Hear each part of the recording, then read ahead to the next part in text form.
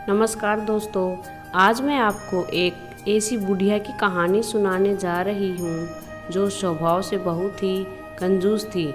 बहुत पहले एक बूढ़ी अम्मा रहती थी। वो हर वक्त भगवान शंकर की माला जपती रहती थी, उनकी पूजा अर्चना करती रहती थी। पर उसमें एक बुराई थी, वो बहुत कंजूस थी। कभी भी किसी को एक रोटी का टुकड़ा भी नहीं देती थी। दान करना उसके स्वभाव में नहीं था। उसके पड़ोसी सब उसे कहते, अम्मा अपना परलोक सुधारने के लिए कुछ दान पुण्य किया करो। तो बुढ़िया जवाब में कहती, मैं भोलेनाथ की बहुत बड़ी भक्त हूँ, मुझे दान पुण्य की क्या ज़रूरत है। मेरे लिए तो शिवलोक के द्वार खुले हुए हैं। अपने अहंकार में जो बुढ़िया नहीं जानती थी कि किसी भी धर्म में दान का बहुत महत्व है और किसी भूखे प्राणी को भोजन कराना सबसे बड़ा पुण्य का काम है। जब पड़ोसियों की बातों पर बुढ़िया ने ध्यान नहीं दिया तो स्वयं भोलेनाथ ने ये बीड़ा उठाया। उन्होंने सोचा, बूढ़ी अम्मा मेरी भक्त है, यदि मैंने उसे सही मार्ग नहीं दिखाया तो मेरे भक्त मुझ पर विश्वास नहीं करेंगे। ऐसा सोचकर भोलेनाथ ने भिखारी का भेष बनाया और वो अम्मा के घर पहुंच गए। दरवाज़ा खटखटाने पर अम्मा ने दरवाज़ा खोला तो एक भिखारी को खड़ा पाया। उसने भिखारी को कहा, बाबा अभी मैं व्यस्त हूँ, घर का सारा कामकाज पड़ा है, तुम बाद में आना। भोलेनाथ वापस लौट गए। कुछ घंटों के बाद वो पुनः अम्मा के घर पधारे। भाई कुछ खाने को दे दो ना, मैं बहुत दिनों से भूखा हूँ। अम्मा ने फिर बहाना बनाकर उन्हें टाल दिया। भोलेनाथ ने भी हार नहीं मानी। वो रात्रि के समय फिर से आकर दरवाज़ा खटखटाने लगे। अम्मा का दिल भी नहीं पसीजा। वो कहने लगी, बाबा माफ़ करना, सारा भोजन समाप्त हो गया है, कुछ नहीं बचा, बाद में आना। भोलेनाथ निराश लौट आए, लेकिन उन्होंने भी हार नहीं मानी। अगली सुबह फिर उसके घर पहुंच गए और कहने लगे, कुछ खाने को दे दो माई, माई कुछ बचा कुचा ही दे दो, मैं बहुत दिनों से भूखा हूँ, कुछ दया तो करो। भिखारी के चेहरे को देखकर अम्मा को गुस्सा आ गया। वो जली कटी सुनाने लगी, तुम्हें शर्म नहीं आती, क्यों बार बार आ जाते हो, जाओ यहाँ कुछ नहीं है। महादेव वापस चले गए।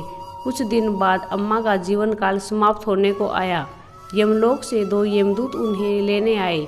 उन्हें देखकर बूढ़ी अम्मा कहने लगी, तुम लोग यहाँ क्यों आए हो, मुझे तो शिवलोक जाना है।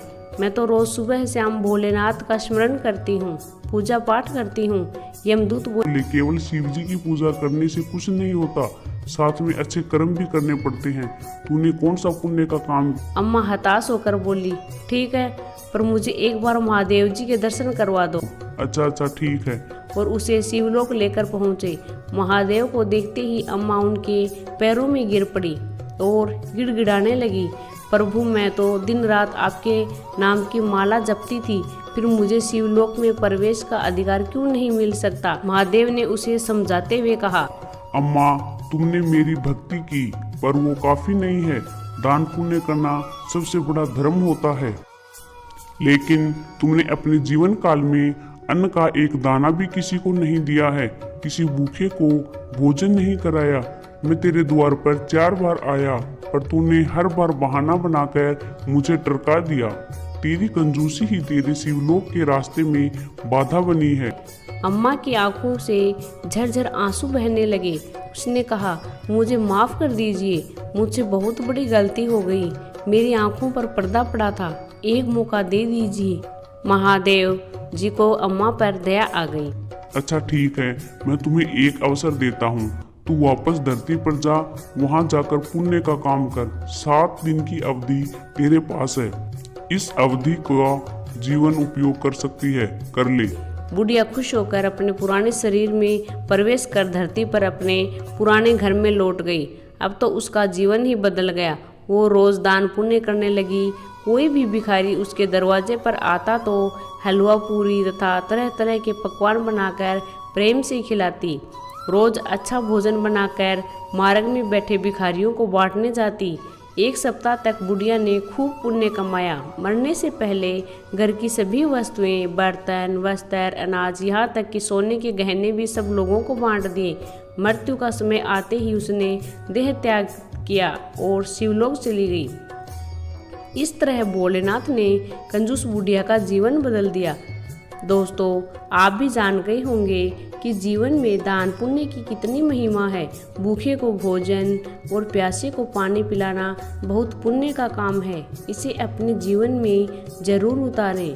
दोस्तों, आपको कहानी अच्छी लगी हो तो इसे लाइक और शेयर ज़रूर करें। धन्यवाद।